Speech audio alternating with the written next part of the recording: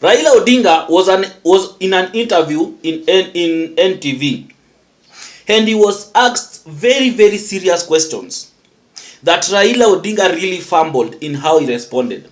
And for the first time, we could see a Raila that was not straightforward in his responses. We could see a Raila that was not clear in his responses.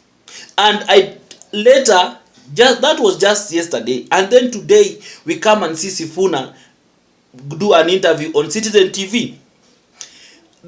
Is there a correlation between these two things? That is what I really want to look out for.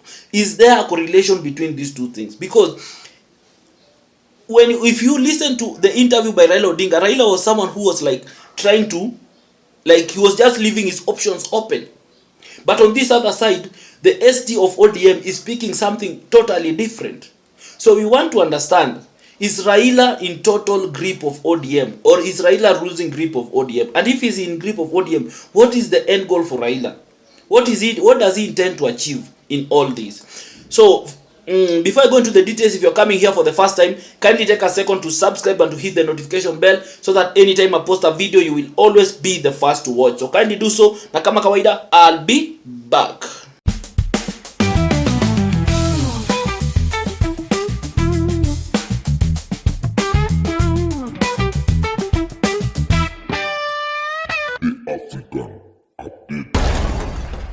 Thank you for everyone who has subscribed, and for the return subscribers, I really appreciate you guys. Thank you so much. So as I was saying, Raila did an interview in NTV, and trust you me, for the first time Raila was not able to answer some of the key things. It was not even to explain how that conclave thing will work out. He really fumbled. And one thing I also picked from him is that Raila, even in his voice and in everything, he's someone who is getting a bit tired. He's someone whereby his energy is running out. The energy is running out. And it is high time these members of ODM realize this. Raila said a lot of things. He said that even in 2027, he has not decided who he's going to work with. But as for now, he's working with William Ruto for the first time. So, before even I go into all these details, I just want you to watch some of these interviews that I picked from Raila's interview, some of these short videos that I picked from Raila's interview, and then I'll also play a short video that I picked from Sifuna's interview, and then we'll come back and dig and do a deep analysis into this. So watch these videos. How do you see us implementing the recommendations of the conclave and actually having a referendum on it?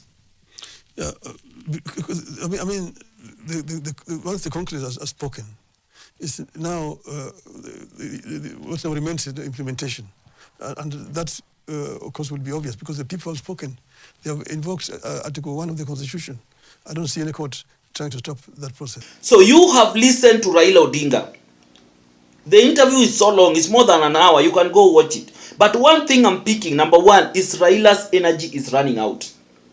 Raila, the way he is and the way I see him right now, is he cannot be able to run a presidential campaign. He will not have the energy to run for a presidential campaign in 2027. So I really doubt, and I'm sure, not even doubt, I'm sure Raila will not be on the ballot in 2027. Raila will not be a presidential candidate in 2027. He might join the winning side, he might support a candidate in 2027, but he will not in the ballot in 2027 because he doesn't have the energy to do that. His energy is running out. Even his speech is no longer becoming coherent anymore. He's someone whereby you can see like he's really struggling even to bring a point out. So anyone who is banking on Raila in 2027 as a candidate to remove William Ruto, forget about it. This man, his energy is running out. That is what I picked from all this. Number two, I also picked that Raila is willing to work with anybody that will serve his own interest in 2027. This is a man who is looking for his personal interest in 2027. That's why he's leaving his options open. He did not say that he's going to work with William Ruto past 2027. He said that we are going to look at that when that time comes. We will cross that bridge when it comes. But as for now, they are working with the president. So this is a man who is just working with William Ruto for convenience. He's just working with William Ruto for his own benefit. He's looking at it like, if I'm benefiting something here, why should I go to the opposition? Let me just eat here. When that time comes, I know how I'll switch to the other side. So this is someone who doesn't look anything beyond William Ruto besides what is benefiting. And if Ruto is banking on Raila support in 2027, shock on him. Shock on him. That is what I got from this. This is a man who is leaving his options open. Another point is ODM at the brink of breaking. The truth of them, actually the question should be, is Raila in control of ODM?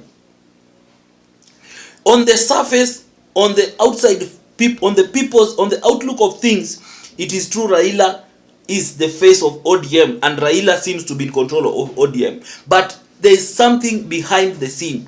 Behind the scene, it clearly indicates that Raila is losing grip of ODM.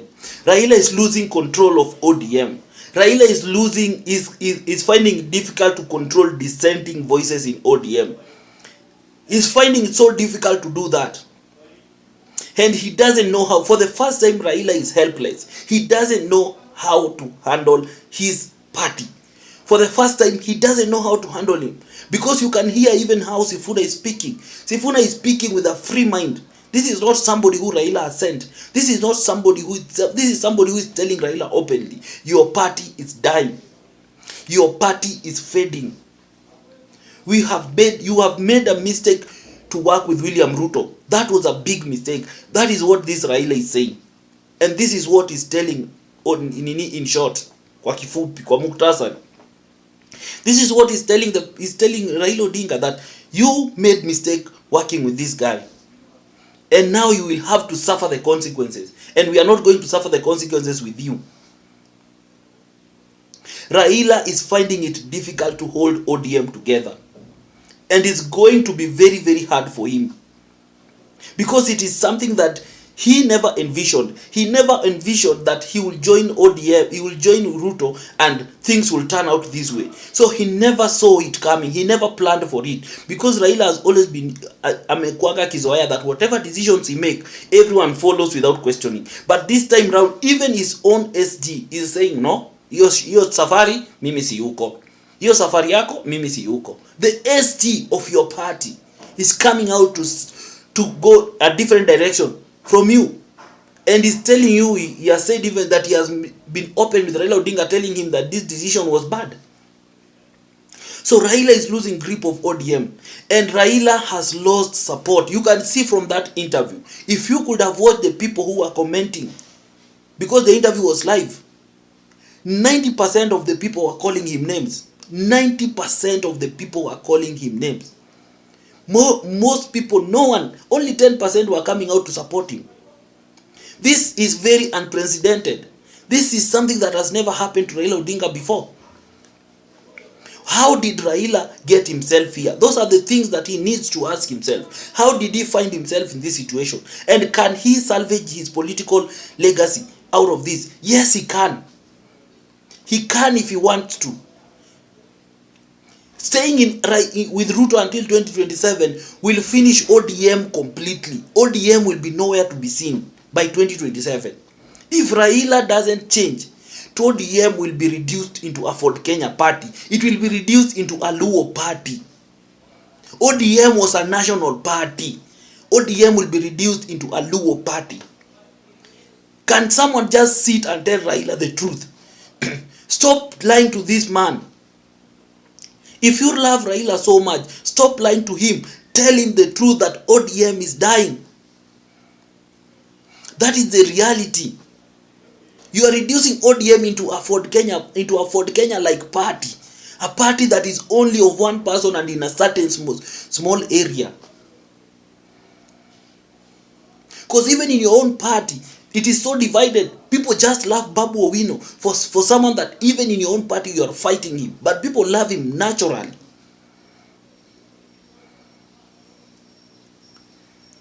You can see.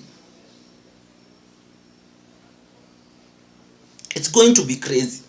And as even in the video that I've shown you of the wife to Raila Odinga, it has reached a point that either the wife to Raila Odinga is coming out to campaign for the party, because that is how serious it is.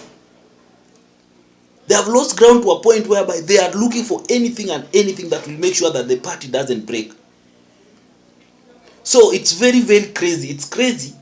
It's crazy that ODM is now in this situation simply because of his relationship with the president. Anyway, guys, thank you for everyone who has subscribed and everyone who has watched this video until the end. If you have any opinion on this matter, please put it in the comment section. But as I always say, please remain objective. Do not insult anyone on this platform. We don't entertain insult. I believe you can push your point without insulting anyone or without demeaning anyone. Push your agenda. Politics is open. Everyone has an opinion on it, but don't be personal. That is what I always insist. So do that in the comment section. But above it all, see you next time. Bye-bye.